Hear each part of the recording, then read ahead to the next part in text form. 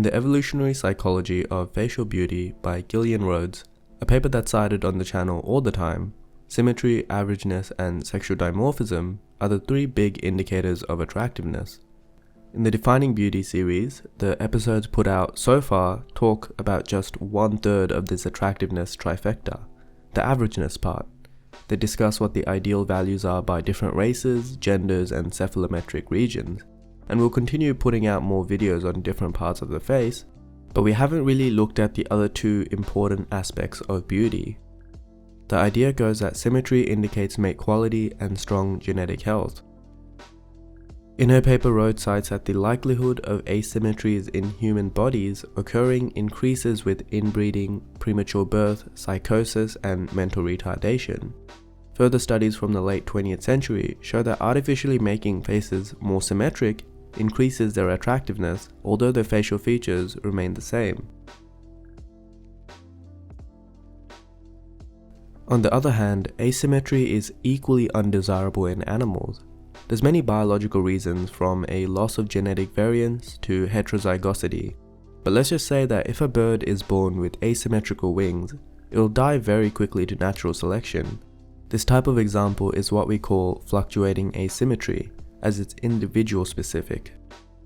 It's important to distinguish between the two types of symmetry. Fluctuating refers to random deviations from perfect symmetry.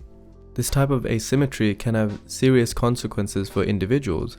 I mean, Nemo with his deformed flipper would be dead real quick if it wasn't a Disney movie.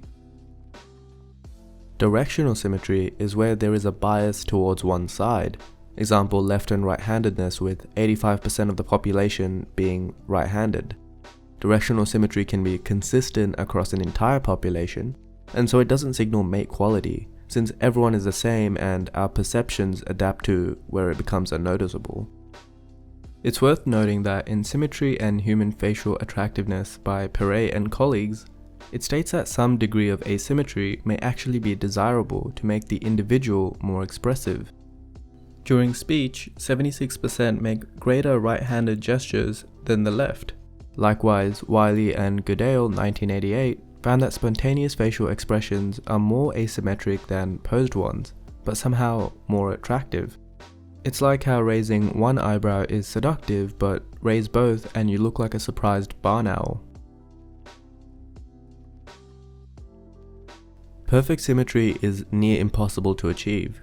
A small degree of bilateral asymmetry is to be expected on every face. It only becomes a problem when it's blatantly noticeable. Research by Peck et al. Found that asymmetry is greatest in the jaw, so the lower third region, and least in the cranium, or the upper third. Another study by Sever and Profit recorded that only 5% of asymmetry cases were found in the upper third, 36% in the mid-face, and 75% in the lower third. Why is that? One hypothesis that I'd like to throw out there is that our dentofacial growth is somewhat determined by our diets. This was also the conclusion of Canadian dentist Dr. Weston Price, who compiled numerous data on how soft Western diets lead to misaligned tooth eruption. Could it be that the kinetically most active part of our face, the jaw, is most prone to asymmetry because it's dependent on so many factors for proper growth? The side you predominantly chew your food on will have a more developed masseter muscle than your weaker side. Conversely, the cranium just grows outwards, free from constant movement or external force, so it's much less prone to asymmetry. The midface is in the middle because it contains a lot of complex soft tissue, like the eyes and nose, so it's easy to imagine how the cells might mess up duplication, although they're under a lot less physical stress, unlike the jaw. But again, this is just my own personal conjecture. In 1997, Moller and Thornhill found a weak but significant correlation regarding the heritability of asymmetry. But it's still a hotly disputed topic. If asymmetry is truly heritable, then this theory I've proposed goes out the window, and you should just pick new parents next time. Although the causes of asymmetry are endless, clinical scientists can break them up into three categories. Malformations, which are caused by an abnormal developmental process, deformations, which are caused by getting hit in the face by Sonny Liston, and disruption, which is caused by a breakdown in the developmental process, so the opposite of the malformation.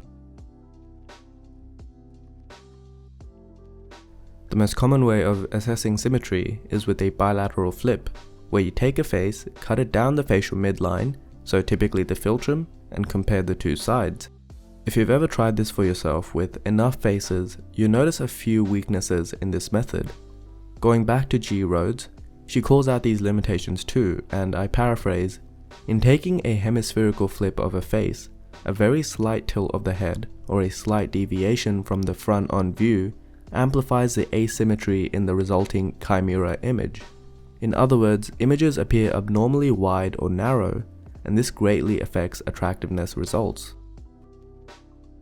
A better way is to blend the original face with the flipped face to offset any angle or tilt errors in the original image, which is now how we do it for every Coos facial report. In the Perret study I mentioned earlier, they use a third method where they physically straighten asymmetries using the 1999 equivalent of the liquify tool. Figures C and D are the midline flips, while B is the new method of manually adjusting 224 facial points for perfect symmetry. There isn't really much to say with bilateral symmetry. It's either noticeable or it isn't. Generally, the most noticeable asymmetries are in the eyes, as we obviously look at that first on a face. This is seen as a deviation in the canthal tilt or the eyelid contour, where ptosis causes the upper eyelid to droop lower than the other. From what I've seen, the lower eyelid doesn't seem to be as asymmetric as the upper. After the eyes, we look towards the nose because it's also a large, salient part of the face. In terms of bilateral asymmetry, it's usually in the nose bridge, where most people have a crooked nose bridge that's quite noticeable, because the nose is dead center on the facial midline. The nose base and nose tip aren't as commonly seen because they're smaller in the case of the tip or further from the line in the case of the nose wings. When assessing symmetry, especially for the nose and eyes, it's best to use what's known as transverse symmetry, where horizontal reference lines are drawn to assess how well facial features are spatially related. Ideally, on a well-formed face, transverse lines should be horizontal to the occlusional plane. The occlusional plane is the imaginary plane made by your upper and lower jaw coming together. If for whatever reason the maxilla or mandible is rotated or tilted, this plane very clearly tilts too, and is no longer parallel to the interpupillary line.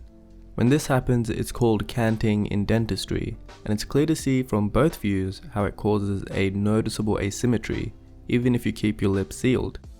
This is just the tip of the iceberg, but there's numerous similar asymmetries, the majority of which occur in the jaw and lower third. Here is an example of lateral mandibular displacement, where the lower jaw is very clearly misaligned, and chin asymmetry, where the jaw is aligned but the chin isn't. For the majority of people watching, these more serious cosmetic and dentofacial defects likely won't apply to you. In all of the facial reports the Coos team has done so far, I don't recall ever seeing any of these asymmetries that we've just gone over. These more serious defects create underlying biomechanical issues, and so they're corrected early on in the interest of health. Although we know asymmetry is undesirable for attraction, science has been unable to properly quantify what type of asymmetry is worse. Is a crooked nose worse than a malformed jaw? Is a case of ptosis worse for aesthetics than a maxillary cant?